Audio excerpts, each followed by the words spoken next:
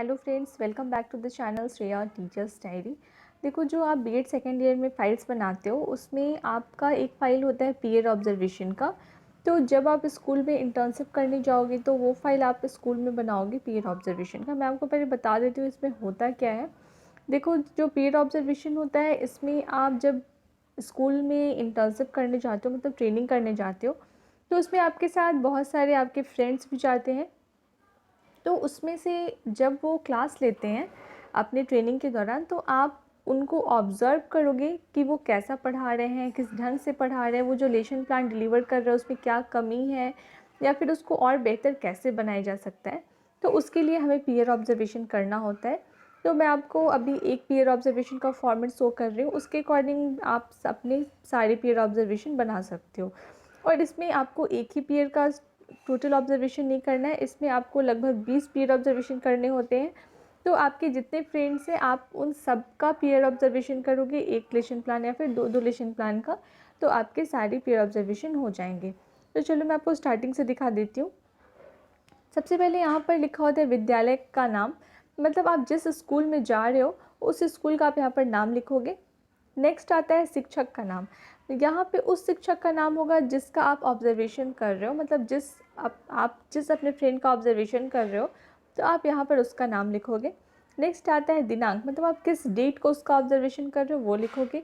कक्षा, मतलब आप किस कक्षा का कर रहे हो, वो जो आपका फ्रेंड है वो किस क्लास में पढ़ा रहा है, किस सेक्शन में पढ़ा रहा है, किस पीरियड में पढ़ा रहा है, और उस जो पीरियड का अवधि है वो कितने ड्यूरेशन का है वो आप लिखोगे, 40 मिनट्स।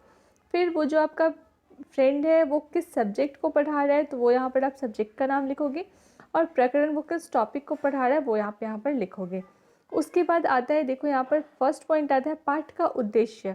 जो पाठ्य का उद्देश्य है, जब वो उस जिस किसी भी पाठ को जब वो पढ़ा रहा है तो उस पाठ्य का जो उद्देश्य होता है, एक होता है पहला विशिष्ट उद्देश्य और दूसरा होता है उद्देश्य की प्राप्ति में किस सीमा तक। तो इसमें आपको हाँ या ना में जवाब देना होता है। तो अगर जो आपका फ्रेंड है वो पढ़ा रहा है, अगर वो विशिष्ट उद्देश्य को प्राप्त कर रहा है तो आप यहाँ पर हाँ टिक करोगे, अगर नहीं कर रहा है तो आप फिर ना नहीं टिक कर दोगे।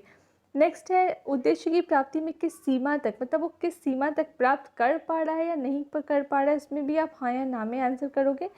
नेक्स्ट पॉइंट आता है आपका पाठ प्रस्तावना।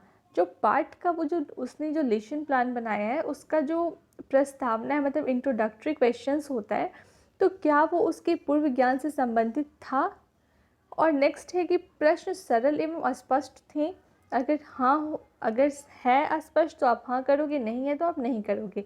यहाँ पर आपका ऑप्शन है हाँ या नहीं, तो आप उसमें टिक करोगे। नेक्स्ट क्वेश्चन है जो प्रस्तुतिकरण हम करते हैं। तो प्रस्तुतिकरण जो पाठ्य योजना का होता है, तो उसमें देखो फर्स्ट पॉइंट पूछ रहा है कि भाषा सरल स्पष्ट एवं शुद्ध थी। सेकेंड पॉइंट है छात्रों के स्तर के अनुरूप था। ग बोल रहा है कि मात्रा की दृष्टि से पर्याप्त था, और घ है कि वो शिक्षण विधि का उपयोग कर रहा था या नहीं कर रहा था। तो इसमें भी आप जो ऑब्जर्व करोगे उसके अकॉर्डिंग आपको जो सही लगेगा वो आप यहाँ पर टिक कर लेना। नेक्स्ट पॉइंट आता है शिक्षण सहायक सामग्री। वो किस शिक्षण सहायक सामग्री का यूज़ करके अपने लेसन प्लान को डिलीवर कर रहा है। तो देखो यहाँ पर श्रव्य सामग्री, दृश्य सामग्री, श्रव्य दृश्य सामग्री, मॉडल या फिर उदाहरण। तो वो जो यूज़ करेगा आप यहाँ पर उसको नोट करोगे। नेक्स्ट आता है श्यामपट्ट कार्य। श्यामपट्ट कार्य जो आपका कलिक कर रहा है तो उसमें प्रयोग अचैत्यपूर्ण था। नेक्स्ट है स्वच्छ शुद्ध आकार सुडौल एवं पठनीय। थर्ड बोल रहा है श्यामपट्ट सारांश लिखा गया। फोर्थ कह रहा है कार्य का निरीक्षण किया गया। तो यहाँ पर आप हाँ या ना में करोगे। उसके बाद नेक्स्ट पॉइंट आता है प्रश्न।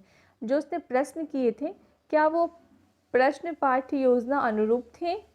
नेक्स्ट बोल रहे छात्रों से उत्तर प्राप्त हो रहे थे, मतलब जब वो क्वेश्चन कर रहा था तो क्या छात्र भी आंसर कर रहे थे, ये आप हाँ या ना में करोगे। उसका नेक्स्ट पॉइंट है प्रश्नों का विवरण कक्षा के सामान्य रूप से किया गया। नेक्स्ट है कार्य का निरीक्षण किया गया। कार्य का निरीक्षण आपके सहपाठी के द्वारा किया गया या नहीं किया गया वो आप यहाँ पर करोगे।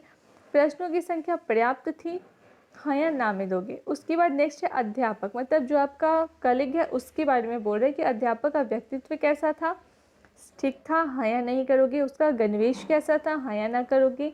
नेक्स्ट है उच्चारण, जब वो पाठ पढ़ा रहा था तो क्या वह उसका उच्चारण शुद्ध था, हाँ या ना करोगे। विशेष आदतें, हाँ या ना करोगे।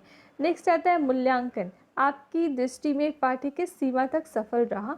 तो मूल्यांकन मतलब कि आप उसका मूल्यांकन करोगे कि जब वो पढ़ा रहा था तो आपकी दृष्टि से वह उस पाठ को पढ़ाने में किस सीमा तक सफल रहा, आप यहाँ पर उसका डिटेल लिखोगे। तो यहाँ पर मैंने लिखा मेरी दृष्टि से पाठ्य अपने उद्देश्य को प्राप्त करने में सफल रहा।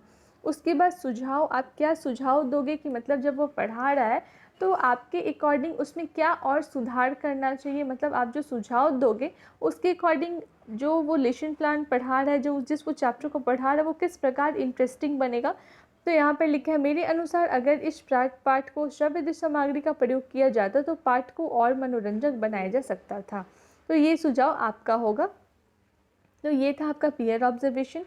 ऐसे ही आप सारे पीयर ऑब्जर्वेशन को कर लोगे, ऑलमोस्ट आपके 20 पीयर ऑब्जर्वेशन करने होते हैं। तो आप मोस्टली इसमें सारे डिटेल्स इसी टाइप के होते हैं, तो आप इसके अकॉर्डिंग अपना पीयर ऑब्जर्वेशन कर लोगे। आई होप आपको ये वीडियो पसंद आई होगी, तो प्लीज़ मेरे चैनल को सब्सक्राइब कर दो और वीडियो को ज़्यादा से ज़्यादा लाइक एंड शेयर कर दो। Thank you.